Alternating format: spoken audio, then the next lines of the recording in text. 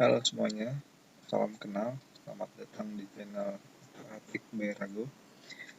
Pada kesempatan kali ini saya akan mencoba untuk sharing mengenai uji validitas dan reliabilitas. Ini uji dasar untuk kuesioner penelitian teman-teman peneliti. Nah, sebelumnya kita bahas dulu mengenai teorinya. Uji validitas. Untuk uji validitas itu digunakan untuk mengukur sah atau tidaknya suatu kuesioner. Nah, ini menurut Ghazali tahun 2016. Untuk keputusannya ini bisa dilihat dengan nilai korelasi dibandingkan dengan nilai R tabel. Ketika nilai korelasi kurang dari R tabel, maka item pertanyaan dikatakan tidak valid. Sebaliknya, ketika nilai korelasi lebih tinggi dari nilai R tabel, maka item pertanyaan dikatakan valid. Sedangkan uji reliabilitas menurut Imam Ghazali digunakan untuk mengukur suatu kuesioner yang merupakan indikator dari variabel atau konstruk. Untuk keputusannya, ini dilihat nilai crossbar alpha, di mana ketika nilai crossbar alpha-nya hasil dari spesies itu lebih dari 0,6, maka item tersebut atau variabel tersebut dikatakan variabel. Nah, di sini saya sudah punya data. Ada data yang saya punya. Ini ada dua variabel, yaitu variabel X dan variabel Y. Untuk X-nya itu adalah kualitas pelayanan, sedangkan untuk Y-nya adalah kepuasan pelanggan. Nah, di sini saya punya sebanyak 30 data. Kita akan mencoba uji validitas dan reliabilitas data ini menggunakan SPSS versi 25. Caranya mudah. Ini SPSS sudah saya buka. Ini adalah lembar kerja dari SPSS. Cara memasukkan datanya, kita lihat yang ada di tombol paling bawah sebelah kiri. Ini ada data view, data variable view. Nah, variable view kita klik,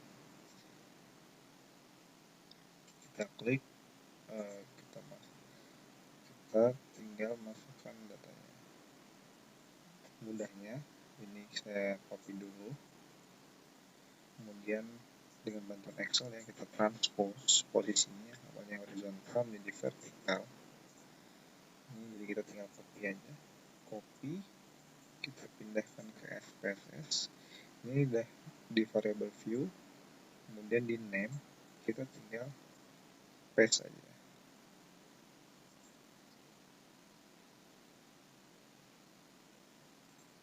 Datanya tinggal paste.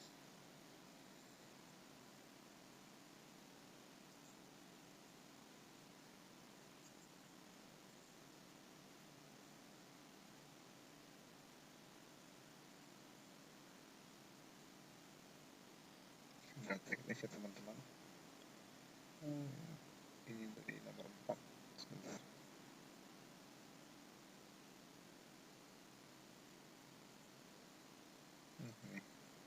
Ini karena ini salah, kita bisa delete atau clear.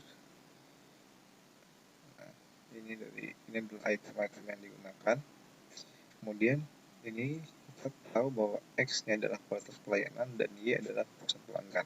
Nah, di sini di type-nya adalah numerik semua karena data kita berupa data angka, weight-nya biarkan 8, desimalnya karena saya tidak suka ada desimal karena adalah angka yang bulat, maka saya ubah semuanya menjadi 0. Nah, jadi penulisan variabelnya kita terus di label, X-nya itu adalah kualitas pelayanan, sedangkan Y-nya adalah kepuasan pelanggan. Seperti ini. Kalau sudah, kita balik ke data view. Nah, ini lembar kerja yang kita punya. Kemudian kita tinggal copy datanya. Kita copy. Kemudian kita pindahkan ke lembar kerjanya. Nah, data yang kita punya ada dua variabel X dan Y. Kemudian ada 30 sampel data. Oke, yang pertama kita coba uji validitas. Caranya mudah, kita klik analyze, kemudian correlate, variat. Kita menggunakan Pearson correlation product. Kita tahu bahwa korelasi ini mencoba untuk menghitung nilai korelasinya, koefisien korelasi dari item terhadap nilai totalnya. Nah, kita masukkan aja, kita blok X1 sampai X4 dan variabelnya, jumlah dari keempat itemnya, dan kita masukkan ke kolom variabel. Ini biarkan Pearson, ini biarkan tagnya untuk melihat identifikasi nilai signifikansinya, kemudian kita klik OK.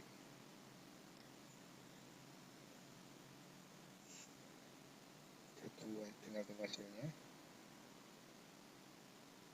Nah, ini hasilnya. Kembali ke teorinya.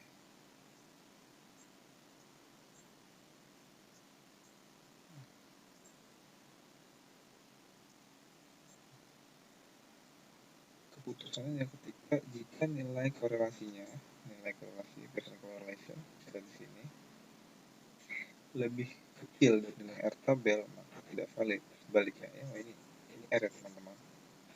Jika nilai korelasinya lebih besar dari R tabel, maka dikatakan valid. Kita lihat bahwa X1 nilainya 0,818, X2 0,836, X3 0,825, X 0,635. Ini seluruhnya kalau kita bandingkan dulu dengan nilai R tabel. Nah, di sini saya punya nilai R tabelnya. Karena sampel kita 30 ini dengan raf signifikansi 0,5, maka nilai R tabelnya adalah 0,361.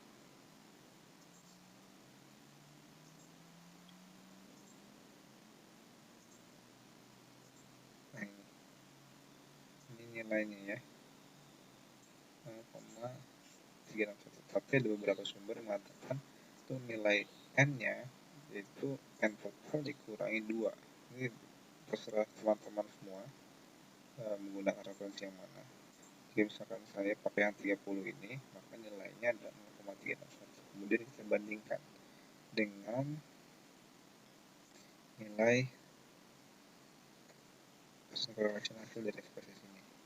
Kita lihat bahwa X1, X2, X3, dan X4 itu di atas 0,361. Atau kita juga bisa melihat nilai dari sig-nya.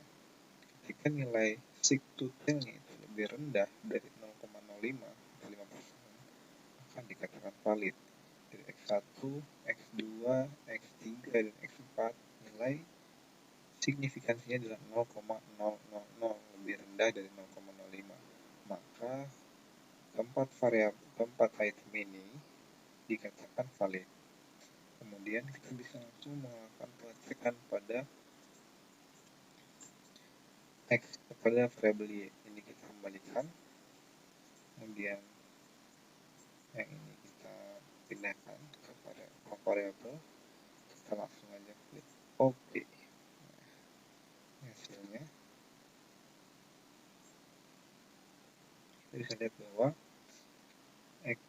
nilai item Y1 itu nilai korelasinya, koefisien korelasinya itu 0,779, Y2 0,904, Y3 0,809, Y4 0,723. Nah, seluruhnya di atas 0,361. Artinya item Y1 sampai dengan Y4 itu dikatakan valid. Setelah kita mengetahui kedua variabel ini valid, kita bisa melanjutkan ke uji reliabilitas. Bagaimana kalau tidak valid? Nah, ketika salah satunya tidak valid, kita harus mengulang pengujiannya. Jadi misalkan Y1 tidak valid, maka Y1 harus dieliminasi, dilakukan penjumlahan ulang dengan tiga item yang tersisa, dilakukan uji validitas kembali.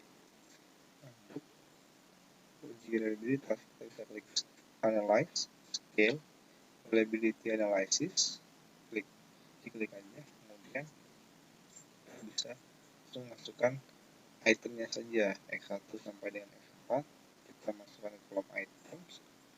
Nah, kalau misalkan kita hanya ingin melihat reliabilitas secara variabel, ini kita bisa langsung OK. Tapi bagaimana kalau misalnya kita pengen lihat reliabilitas secara item. Kita klik statistik, kemudian kita centang scale if item deleted. Nah, kita centang ini bisa mengeluarkan nilai cross bug alpha tiap itemnya. Kita centang, continue, klik OK. Nah, ini hasilnya. Jadi sesuai dengan teori menurut Zenuma 2011, jika nilai cross bug alpha lebih dari 0,6 maka konstruk atau variabel dikatakan reliable. Nah, kita lihat secara variabel nilai cross bug alpha-nya 0,777 di atas 0,6, maka dapat dikatakan variabel X1 atau kualitas layanan dikatakan reliable. Kemudian untuk melihat lebih detail terhadap masing-masing item, kita bisa lihat di nilai X1, X2, X3, X4 di cross bug alpha if item deleted. Nah, dimana kita lihat X1 nilai cross bug alpha 0,735, X2 0,668, X3 0,677, X4 0,799. Artinya X1 sampai dengan X4 juga dikatakan reliable. Nah, kemudian kita bisa langsung menguji item pada variabel Y. Kembalikan, kita masukkan Y1 sampai 4 ke dalam items. Kemudian statistiknya kita masih dicentang juga. Bagaimana kalau tidak dicentang? Kita bisa lihat. Nah, yang keluar hanya secara variabel aja. Nah, secara variabel nilainya untuk variabel Y adalah 0,797, di mana nilai ini di atas 0,6, maka variabel Y dapat dikatakan reliable. Bagaimana untuk itemnya? Kita bisa uji lagi, analyze, scale, reliability analysis. Nah, untuk statistiknya kita centang bagian scale if item deleted di kolom descriptive score. Continue, klik OK. Nah, ini hasilnya. Tahu bahwa dari hasil tabel ini, tabel uji SPSS, untuk Y1 nilai cross bug alpha-nya adalah 0,840, Y2 0,640, 649, Y3 723, Y4 0,777. Nah, dimana jika dibandingkan dengan teori bahwa nilai Y1 sampai dengan Y4 itu lebih besar dari 0,6, maka keempat item ini juga dapat dikatakan reliable. Oke, mungkin cukup sekian untuk video kali ini. Kurang lebihnya mohon maaf. Jika ada saran silahkan langsung klik di kolom komentar. Jangan lupa di subscribe, like, komen, dan share ya. Sampai jumpa di video selanjutnya. Terima kasih.